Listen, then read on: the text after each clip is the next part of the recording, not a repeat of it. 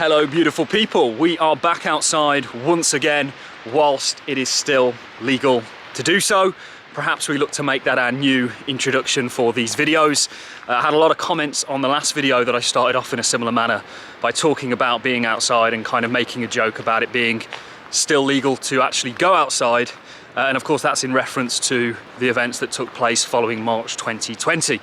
And in line with sort of control, I actually want to make a video talking about BlackRock's involvement in the cryptocurrency space, and that's what I want to do on these videos. I want to talk to you guys about interesting topics, interesting opportunities as it relates to the cryptocurrency market. After all, the name of the channel is All in Crypto, and we do try and cover all things crypto. But today I want to specifically focus and talk about BlackRock and their involvement in the cryptocurrency space and why I believe it's actually a very negative thing. And actually I could see BlackRock and the other members of the international banking cartel almost taking over the cryptocurrency space in the same way that they influence the stock market via being the largest shareholder. And BlackRock is already, along with Fidelity, Vanguard, and a number of others, the largest shareholders of most of the large Bitcoin miners. And obviously with the dawn of a Bitcoin spot ETF, they are now adding a lot of Bitcoin to their coffers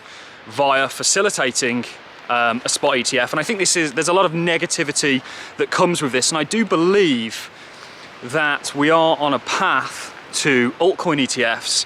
And as somebody that's taken part in altcoin governance systems, and Bitcoin has a governance system that we're going to talk about, and actually what the repercussions of BlackRock getting involved in this could be. But as somebody that's taken part in a lot of governance systems on various crypto projects, you often see one or a handful of whales really sway the votes and manipulate the governance. And this is kind of what I envision BlackRock doing when we have altcoin spot ETFs. And are altcoin spot ETFs a pipe dream? Well, I believe not. I think Bitcoin was the first man through the door, and now we officially have filings from BlackRock and a number of others applying for a Bitcoin spot ETF. And we already have futures ETFs in the United States. We have spot ETFs in Canada and in Europe. And we even have leverage futures ETFs in the likes of the United States. We just don't have the spot yet. And of course, we don't want to go down the deep dark rabbit hole of ETHgate, but ultimately, we are moving towards a world where you are going to have altcoin ETFs. And I do think that BlackRock, in the same manner that they are the largest shareholder in many of the largest companies out there, will essentially end up doing the same thing for altcoins and ultimately influencing them. So I think a good place perhaps to start is to talk a little bit about BlackRock and who they are. And it's not just BlackRock. It seems like we may be singling out BlackRock here, but we're ultimately talking about all of the large hedge funds. And they're all playing a similar game. You know, if you look at the largest hedge funds in the world, they all partook in applying and now facilitating Bitcoin spot ETFs. And it isn't going to stop there. But let's start with BlackRock. Let's focus on BlackRock for the sake of this video, and you can apply it more broadly to a lot of the other institutions that are out there. So BlackRock is the largest hedge fund in the world. Essentially, they look after people's money and invest it for them, and that's the role they play. They have, I believe it's over $10 trillion under management, making them by far the largest hedge fund in the entire world. You know, if we look at the largest hedge fund in the United Kingdom, I don't even think it's $1 trillion. So BlackRock are absolutely colossal, and they throw their weight around, and they're going to do the same thing with the cryptocurrency space. So the CEO of BlackRock, of course, is Larry Fink, and BlackRock, via facilitating ETFs and iShares, which essentially is what they call all their ETFs, it's the Bitcoin iShares or iShares Bitcoin, essentially have been able to become, via leveraging other people's money, the largest shareholder in the vast majority of large stocks, the S&P, all those stocks that there is, because they facilitate S&P ETFs. So they buy all the stocks, and ultimately, as the largest shareholder, it gives them huge sway. And I'm probably going to interject and put a video in here of BlackRock talking about ways in which they have influenced, via being the largest shareholder, stocks to fulfill a certain agenda or to promote a certain narrative. And of course, ESG and environmental issues is a big agenda that they've been pushing via their companies, and they've been actively doing this and influencing people via the shareholder system. Explain this. There was a period of time where I think you had actually pushed Exxon to do some divestitures, and some of those divestitures, no? No. What we voted, I mean, the ExxonMobil vote, which was very popular in how that came out. Let's talk about the facts. For 10 years, ExxonMobil underperformed its peers. And since that vote, they've outperformed their peers. It was about governance. It was not about environmental. I could talk to you about this for so very long. But but the story is, if you look at the results from that vote, they've outperformed their peers. It's not because they outperformed because the energy market went up a lot in the last year and a half. You just use their comparison of the other energy companies in the United States over 10 years and where they have been in the last 2 years. And ExxonMobil has finally outperformed. Final question. I think your letters have influenced boards in ways that are maybe not even fully appreciated or understood, or maybe that it is understood, and maybe for some reason, for some people too much. My question is whether you think it's going to shift, whether you feel the shift happening because of the pushback in all sorts of states, not just on the issues of energy, but voting rights, what happened in Florida with DeSantis and Disney. I mean, all of these sort of social issues, what happens? I never wanted my letters to be influential. I wanted my letters to be topical. So let's start there. And every letter was meant to be talking about long-term issues, because the narrative, the financial narrative every day is about the tick-tock of the market, about meme stocks, about crypto, and none of that really matters. What matters is the long-term outcome, since most of our money is retirement. I write these letters with the idea that it's a 20, 30-year narrative. So that clip hopefully demonstrates just one way in which BlackRock influence via the size that they have under management and the stocks that they hold and the size relative to other people, the stock market, and thus the narrative. And you don't just see this with companies, you see this with production companies and so on and so forth. So BlackRock influence the stock market and promote whatever agenda it is they have in mind at the time via their hedge fund. And this is quite dangerous. They essentially are a very powerful actor as a result of this.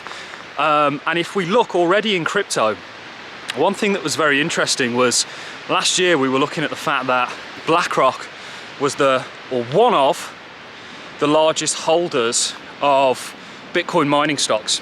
And Bitcoin mining stocks Bitcoin miners are a vital part of Bitcoin. You know, they ultimately run the network, they validate it, they consent it, they essentially allow it to work and they decentralize it. And you'll notice that there's a big consolidation in regards to mining power, and BlackRock actually happened via being a large shareholder to have a huge influence over that, which I think is dangerous enough. But now, of course, they're accumulating actual Bitcoin via offering their spot ETF. And they will be, by February, a larger Bitcoin holder than the likes of MicroStrategy. I think today I was looking at stats, they've seen 1.6 billion in terms of flows into their fund already. And this is only going to accelerate because having a Bitcoin spot ETF ultimately opens Bitcoin up to a broader audience. If you look in the United States, it's 70% of wealth is with people 60 years and over. So they are now all going to gain access to Bitcoin or have a way to gain access to Bitcoin in a way that they're familiar and friendly with. So just in the same way that we saw BlackRock offer a gold ETF in 2004 and also facilitate the SPIDER ETF in 1994, Bitcoin is likely going to follow a similar trajectory to those, and we'll put those charts on the screen because it's very interesting. And of course, you get that buy the rumor, sell the news event that we're currently living through. But BlackRock, to stick on to the topic, will have a degree of influence over Bitcoin, not only as a result of them holding a large amount of it, but also as a result of them being the largest shareholder in most of the United States mining stocks. And they'll be associates of BlackRock doing similar things across the globe. And Jamie Dimon, who of course is an infamous Bitcoin hater, recently came out and questioned the viability of there only ever being 21 million Bitcoin, which sounds absurd. You know, this is a narrative that we've all grown up with in the space. Gold really didn't do anything either. Yeah, but gold's limited in supply. So is Bitcoin. And it's been used. So you think so, huh? I do. I think there's a good chance that when we get to that 20 million Bitcoins, they go to 42. No, that Satoshi's going to come on there, laugh hysterically, go quiet, all Bitcoin's going to be erased. I think, man. How the hell do you know it's going to stop at 21?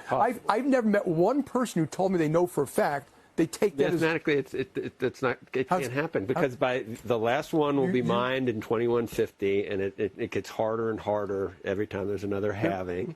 But Jamie, looking back over, you guys do what you want, I'll do what I want. You know, there's only ever going to be 21 million Bitcoin, but there's actually a number of things that could challenge that. And one of those things is a hard fork of Bitcoin. And we've already seen a hard fork of Bitcoin with Roger Ver and Bitcoin Cash, because he essentially understood that Bitcoin, just like we said at the start of the video, wouldn't quite be practical as a money. And that's the whole concept of Bitcoin Cash. And Bitcoin Cash basically came about by forking the network. You know, you have the main chain and it splits, and the miners will support one or the other, or in some cases both, and they'll kind of live on, if you will. So BlackRock could in the future decide that they want to fork the Bitcoin chain. They've got the miners to do that. They've also got the Bitcoin. So they would, if you fork the chain, what often happens is you get an airdrop. If you hold the underlying chain, you'll get an equivalent token of the other chain that will be airdropped to you. So that's one way they could definitely influence. Hello. That's one way they could definitely influence the supply of Bitcoin via forking the chain. There are other ways, such as through governance. So Bitcoin, just like the altcoin market, has a governance system, and the people that can partake in the governance are the likes of miners and developers and Bitcoin holders. And if BlackRock continues on the path that it is currently on, they essentially could become one of the largest holders of Bitcoin and one of the largest holders of Bitcoin mining stock. They already are in the United States one of the largest holders of Bitcoin mining stocks. And if we continue on the same trajectory that we're on, they will become the largest holder of Bitcoin itself, which I think is a rather scary thought. And it doesn't just stop with Bitcoin. We are going to end up with altcoin ETFs, ladies and gentlemen. It is an inevitability, in my opinion. You know, blockchain, one reason I'm so confident that this industry is going to get to where I think it will go to is because ultimately there's a lot of things about a global ledger that suits their agenda, okay? And they would not have allowed an alternative money system to survive if they thought it was any kind of a threat to them and it wasn't part of their agenda. That's my opinion on the entire matter. You know, so Bitcoin doesn't pose, in my opinion, the kind of threat that many of the Bitcoin maximalists out there would have you believe. Yes, it does provide an alternative system, but the biggest threat to Bitcoin, in my opinion, is who created it. We don't know. People would say it was Hal Finney. Perhaps he's quite a likely candidate because of the fact that he died, and that would explain why his 1 million Bitcoin hasn't moved. But there's a lot of unanswered questions there. But I'm digressing from the matter at hand, and that is the fact that I think BlackRock are going to, through the same means that they've done with the stock market, essentially take over the cryptocurrency space via becoming the largest shareholder of many of the crypto-related stocks and the cryptocurrency tokens themselves. And to go back to altcoins, it's not just Bitcoins that's going to suffer from this fate. It potentially could be altcoins, and I don't know how we combat this, but altcoins will end up with their own ETFs. We've already seen the first filing for a altcoin spot ETF in the United States, of course with Ethereum. We've spoken about already how there's already Ethereum ETFs in Europe and Canada, and there's futures ETFs in the likes of the United States. Already, leverage futures also doesn't really make sense that they'd facilitate an ETF future that actually isn't backed by anything, but they won't facilitate a spot one. I guess it gives a green light to the broader industry, but we will see altcoin ETFs. We will see, I think the first altcoin ETF is going to be a Solana ETF. We're getting a lot of institutional interest in Solana. The price, I think, has confirmed that. And also, if you look at the ETPs, the exchange traded products, they're all big on Solana, and the biggest inflows has been into Solana by far. So I think Solana will be the first one. Then you'll see other blue chips. If you want to look at perhaps how the lineage of that will go, look at perhaps Grayscale's trusts, look at 21 Shares trusts, and look at some of the others out there. You know, we already have altcoin ETFs in Europe also, and altcoin products. So that is coming. And with a lot of these altcoins, just like Bitcoin, they have a governance system. And that governance system has already, we've seen, had issues with it in regards to a few big players, a few big holders, basically be able to manipulate and influence the votes almost entirely. And when BlackRock get involved with these altcoins and facilitate these products, through facilitating them and leveraging other people's money, they will become the largest holders. And they will ultimately influence the protocols to suit their broader agenda. So I don't know what the solution to this is. I don't know if there is a solution, because they've already influenced and manipulated the stock market to the 9th degree. It's gonna likely happen for the cryptocurrency market, and from a price point of view, this is brilliant. But from a freedom point of view, from a libertarian perhaps point of view, from a Satoshi's vision point of view, this perhaps isn't so good. And I want to know your thoughts on the matter. I want to know what you think. Do you think this is a realistic reality that we're moving towards, where BlackRock end up being the main influencer of the direction of these cryptocurrency projects and Bitcoin itself? Or do you think I'm just being too pessimistic and you know, I don't really have a point in regards to a lot of what I'm saying? I want to know your thoughts in the comment section. Guys, it's always a pleasure to come on these walk and talks and get outside whilst it's still legal. On that note, I'm going to love and leave you. Thanks for watching. See you all in the next one.